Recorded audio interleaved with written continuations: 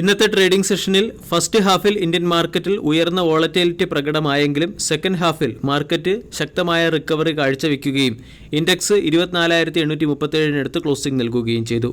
Infosys, TCS, ICICI bank, Reliance Industries, Mahindra and Mahindra തുടങ്ങിയ heavy weight സ്റ്റോക്കുകളിലുണ്ടായ buying മൊമെൻറ്റമാണ് മാർക്കറ്റിനെ ഫ്രഷ് റെക്കോർഡ് ഹൈയിലേക്ക് നീക്കിയത്.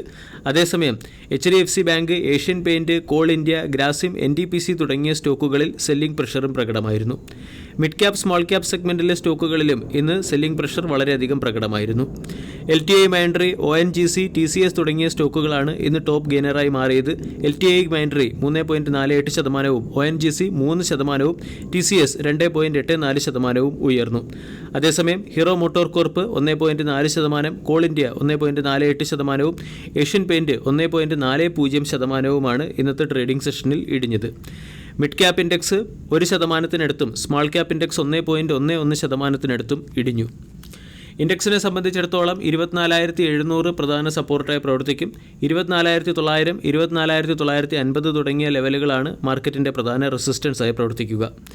ഇന്ന് മാർക്കറ്റ് അവറിന് ശേഷം ക്വാർട്ടർലി റിസൾട്ട് പുറത്തു വന്ന ഒരു സ്റ്റോക്കാണ് ഇൻഫോസിസ് ലിമിറ്റഡ്. ഇൻഫോസിസ് ഇന്ന് 2.20% ഉയർന്ന് 1764 52 വീക്ക് ഹൈക്ക് അടുത്തേക്ക് ഉയരുകയും ചെയ്തു.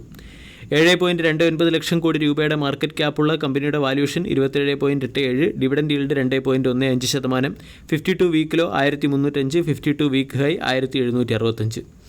ഇൻഫോസിസിൻ്റെ ക്വാർട്ടർലി റിസൾട്ട് മാർക്കറ്റ് എക്സ്പെക്റ്റേഷനേക്കാൾ മികച്ചതാണ്. ഇൻഫോസിസിൽ നിന്നും 6,248 കോടി രൂപയുടെ പ്രോഫിറ്റാണ് മാർക്കറ്റ് പ്രതീക്ഷിച്ചത്. അതേസമയം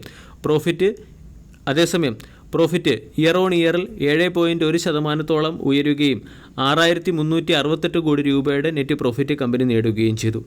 അതിനേക്കാൾ ഉപരി 2024-25 ഫിനാൻഷ്യൽ ഇയറിലേക്കുള്ള കമ്പനിയുടെ റവന്യൂ ഗ്രോത്ത് ഗൈഡൻസ് 3-4% ഉയർത്തിയതാണ് ഇൻഫോസിസിനെ സംബന്ധിക്കുന്ന ഒരു പോസിറ്റീവ് അപ്ഡേറ്റ്.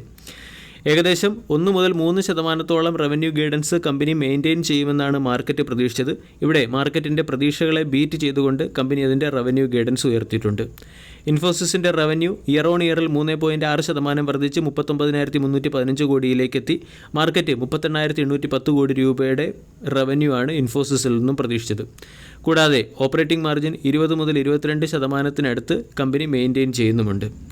ഇവിടെ ഇൻഫോസിസ് എന്ന കമ്പനിയുടെ ക്വാർട്ടർലി റിസൾട്ട് സ്ട്രോങ് ആണ്. അതുപോലെ തന്നെ സ്ട്രോങ് ഓളിയവും ഗുഡ് ഫിനാൻഷ്യൽ സർവീസ് ഔട്ട്കവും US കമ്പനിക്ക് നേടാൻ സാധിച്ചിട്ടുണ്ട്.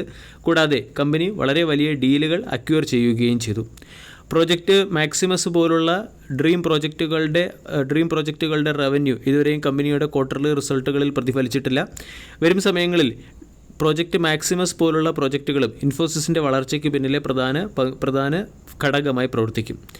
ഇൻഫോസിസിൻ്റെ total contract value quarter to ക്വാർട്ടറിലും ഇയർ ഓൺ ഇയറിലും വർദ്ധിച്ചിട്ടുണ്ട്. ഇൻഫോസിസിൻ്റെ total contract value year on ഇയറിൽ 78.2% വർദ്ധിച്ച് $4.1 ബില്യൺ മാറിയിട്ടുണ്ട്. മുമ്പ് ഇത് $2.3 ബില്യൺ ആയിരുന്നു. അതേസമയം ഇൻഫോസിസിൻ്റെ 3 ബില്യൺ ആയിരുന്നു. അതേസമയം ഇൻഫോസിസ്, HCL ടെക് തുടങ്ങിയ കമ്പനികൾ അവരുടെ ഫിനാൻഷ്യൽ സർവീസ് വെർട്ടിക്കൽസിലും ഇംപ്രൂവ്മെൻറ്റ് കാഴ്ചവെച്ച് തുടങ്ങിയിട്ടുണ്ട്. ഈ ക്വാർട്ടർലി റിസൾട്ട് പ്രധാനമായും മനസ്സിലാക്കി തരുന്നത് വരുന്ന ക്വാർട്ടർ മുതൽ ഇൻഫോസിസ് അതിൻ്റെ പെർഫോമൻസ് മെച്ചപ്പെടുത്താനുള്ള സാധ്യതയുണ്ട്. കാരണം ഇൻഫോസിസ് പോലുള്ള IT കമ്പനികളുടെ ഈ ക്വാർട്ടർലി റിസൾട്ടിൽ പെർഫോമൻസ് മെച്ചപ്പെട്ടു തുടങ്ങിയതായിട്ട് നമുക്ക് കാണാൻ സാധിക്കും.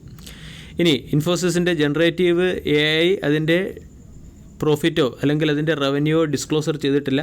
കമ്പനിയുടെ ഗ്രോത്ത് 6.4% വളർച്ചയാണ് കമ്പനി നേടിയിരിക്കുന്നത് ഇയർ ഓൺ ഇയറിൽ. കമ്മ്യൂണിക്കേഷൻ സെഗ്മെൻറ്റിൽ 5.2%, എനർജി യൂട്ടിലിറ്റി റിസോഴ്സസിൽ 5.2% വളർച്ച കൈവരിച്ചു. അതേസമയം US കമ്പനിയുടെ ഗ്രോത്ത് കുറഞ്ഞിട്ടുണ്ട്. യൂറോപ്പിൽ 8.6% വളർച്ച കമ്പനി കൈവരിക്കുകയും ഇന്ത്യയിൽ 18.4% വളർച്ച കൈവരിക്കുകയും ചെയ്തു.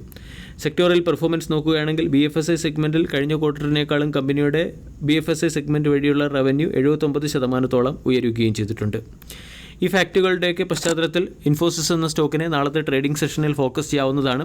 ആൾറെഡി സ്റ്റോക്ക് 52 വീക്ക് ഹൈക്ക് അടുത്ത് ട്രേഡ് ചെയ്യുന്നതുകൊണ്ട് സ്റ്റോക്കിൽ ചിലപ്പോൾ ഒരു പ്രോഫിറ്റ് ബുക്കിങ്ങും വരാൻ സാധ്യതയുണ്ട്.